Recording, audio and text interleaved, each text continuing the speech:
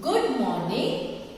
This is the sixth session of the week for class 11.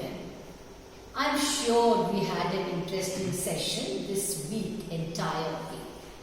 And I'm very sure that you must have gone through the lesson once again, read and revised all the questions and answers that we discussed yesterday. Did you? Yes, I'm sure you must have read the lesson once again and read and revised, gone through all the questions and answers.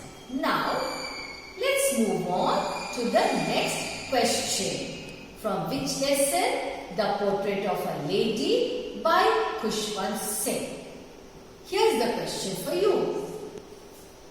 Give two instances to show that the author's grandmother was serious about education. Once again, I repeat it. Give two instances to show that the author's grandmother was serious about education. Now, let's have a look at the answer.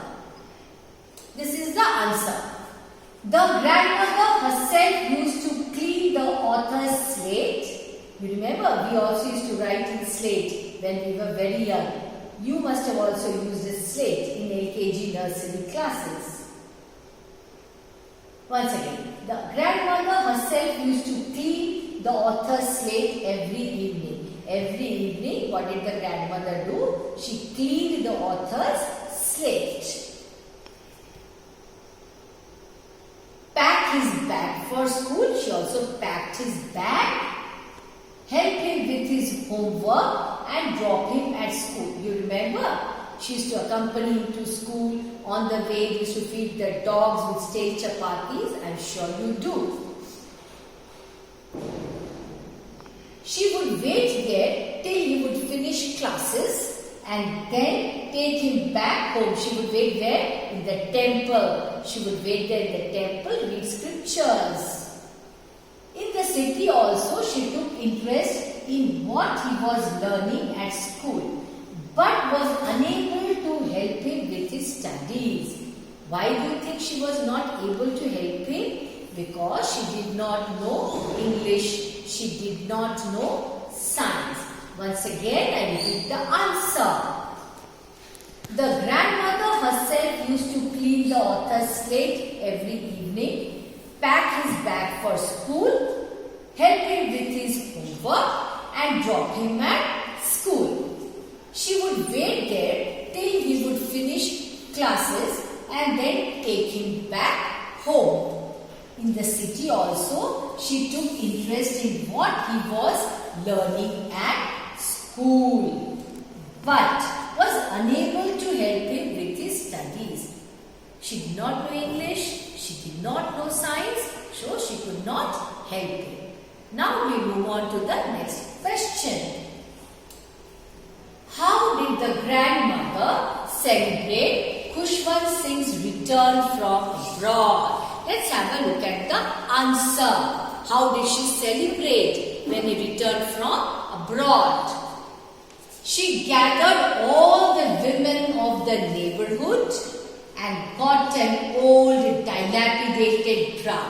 What's a dilapidated drum? A drum that is in a very bad shape, very bad condition. It cannot be repaired also. That is a dilapidated drum. She sang songs while beating the drum. Why did she sing songs? Because she was very happy. The songs were of the homecoming of warriors. She sang continuously, so much so that she did not even pray that evening. Now she was so joyous, so full of happiness that she did not even pray that day. She was so happy that grandson has come back from abroad. Now the next question. Which activity did the grandmother find most relaxing when she lived in the city? Let's have a look at the answer. Which activity did she find most relaxing in city? The grandmother would feed the sparrows. she loved birds and animals. Daily in the veranda of the house, that's what she used to do. She used to let them perch on her shoulders. Perch means they would sit, they would come here and sit on her shoulders. She used to let them perch on her shoulders. They would come and sit on her shoulders. To perch means to sit. And would talk to them. She had made it a daily ritual. It was a daily routine for her. And she found it very relaxing. She loved birds, so that is what she did every day. Once again, I repeat the answer. The grandmother would feed the sparrows. Daily in the veranda of the house, she used to let them perch on her shoulders and would talk to them. She used to talk to the birds. She had made it a daily ritual and she found this activity very, very relaxing. Now the next question. What was Khushwant Singh's and his grandmother's routine in the village? What did they do daily, every day? Let's have a look at the answer. In the village, the grandmother used to wake up the author, bathe and dress up, and then accompany him to his school. Every day she would go with him to the school. While he attended lessons, she would read religious scriptures. On the way back, she would feed stale chapatis to the village dogs. She even helped the author with his lessons. That is what she would do every day. Once again, I repeat the answer. In the village, the grandmother used to wake up the author, bathe and dress up, and then accompany him to his school. While he attended lessons, she would read religious scriptures. On the way back, she would feed stale chapatis to village dogs. She even helped the author with his lessons. I hope you understood the answer. Now let's move on to the next question. Write a character sketch of the grandmother. All her qualities, that is, we have to describe her. Let's have a look at the answer. Grandmother was an old woman. She was very old, full of wrinkles. She was very old, full of wrinkles, and who was once young and pretty. Once upon a time, she was very pretty, very beautiful. She was short and fat and slightly bent. So why was she bent? Because she was old. She was beautiful at heart. Being very caring, she used to wake up the author in the morning and get him ready for school. So that's what she did. She would fetch the wooden boat which she had already plastered with yellow chalk. She was very kind and would carry stale chapatis for the village dogs. She loved animals and birds. She fed the sparrows with bits of bread. She was benevolent, very kind and fond of music. She called the neighborhood women and beat the drum. Remember, she beat which drum? That dilapidated drum. When her grandson returned from abroad. Now she was very happy. She was very attached to him. She loved him so much and would spend hours talking to him about his study. She was very much concerned about her grandson. She loved him too much. She was religious, as she was always telling the beads of a rosary and would say a prayer in a sing-song manner. But that was very, very monotonous. The author found it very monotonous. Once again, I repeat the answer. Grandmother was an old woman who was once young and pretty. Once upon a time, grandmother was very beautiful. She was short and fat and slightly bent. Why was she bent? Because she was very old. She was beautiful at heart, a very kind-hearted person. Being very caring, she used to wake up the author in the morning. Every day she would wake him up and get him ready for school. She was very concerned about the author's education. She would fetch the wooden board, that slate you remember, which she had already plastered with yellow chalk. She was very kind and would carry stale chapatis for the village dogs. She was very kind. She loved birds and animals. She fed the sparrows with bits of bread. Remember breadcrumbs? She was benevolent and fond of music. Very kind-hearted person. She called the neighborhood women and beat the drum when her grandson returned from abroad. She was so happy to see him back. She was very attached to him and would spend hours talking to him about his studies. This shows her concern for her grandson. She was religious, as she was always telling the beads of a rosary and would say a prayer in a sing-song manner, and that was very monotonous. The author found it very monotonous. Now let's move on to the next question. Devotion towards old parents was considered a sacred duty in the Indian tradition, but old parents are neglected in the modern Indian society. How Khushwant Singh alerts our minds with this thought in his story, The Portrait of a Lady. Once again, I repeat the question for you.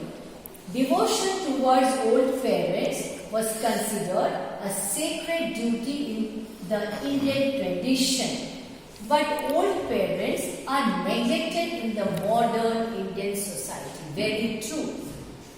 How Khushwant Singh alerts our minds with this thought in his short story, The Portrait of a Lady.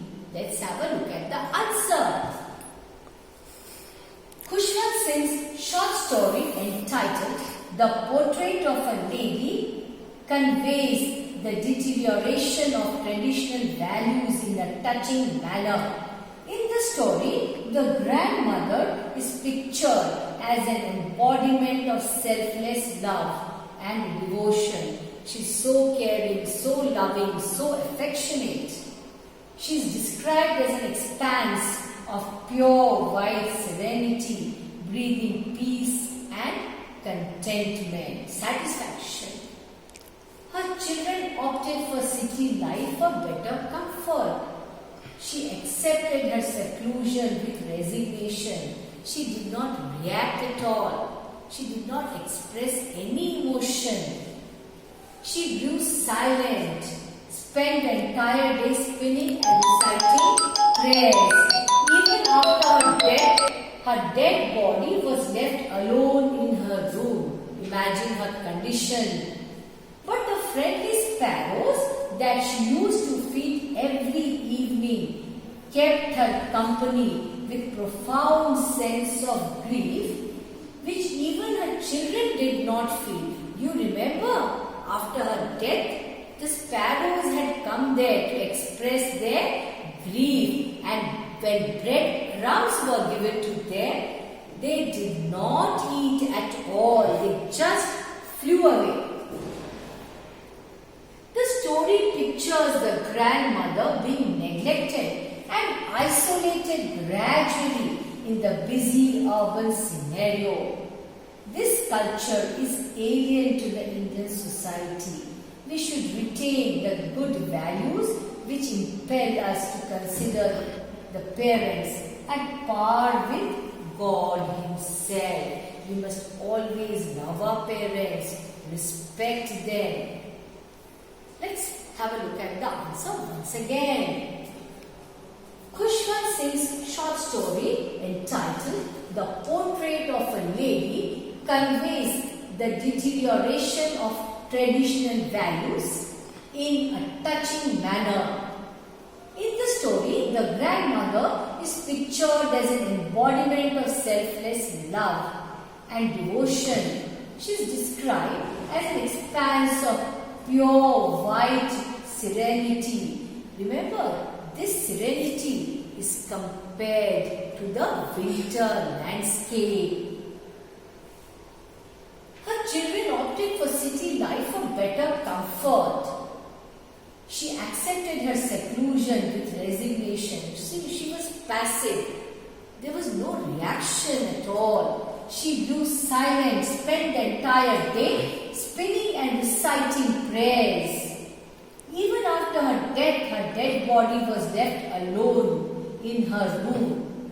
But the friendly sparrows that she used to feed every evening kept her in company with profound sense of grief which even her children did not feel.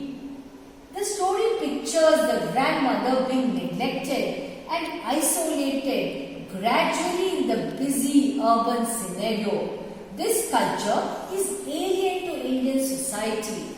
We should retain the good values which impel us to consider parents at par with God Himself. Parents are God. We must love them, respect them. Okay, now let's move on to the next question. The grandmother had a divine beauty. How does the author bring this out? Let's have a look at the answer. The author brings out the inner beauty of the grandmother by comparing her to a snow-covered winter landscape. This comparison shows her calmness and serenity. How's the winter landscape? Nature looks bare, absolutely bare, but still there's so much of beauty in that. She was not beautiful in the traditional sense of the word. That is, she had internal beauty, love, compassion, kindness. She was not beautiful in the traditional sense of the word. She was fat, short, wrinkled, and used to stoop. She was bent because of her old age. She tottered around the house in spotless white. Her hair reflected silvery radiance as they had turned white. Why? Because of age. However, there was something calm and serene about her personality. This is probably because of the beautiful heart she had. She was calm, peaceful, compassionate, and religious-minded person. And that reflected in her person. Her inner beauty made her appear so beautiful from outside. The author calls her the winter landscape in the mountains, an expanse of pure white serenity, breathing peace and contentment. She was not beautiful, but she had the internal beauty of kindness, compassion, love, care and affection.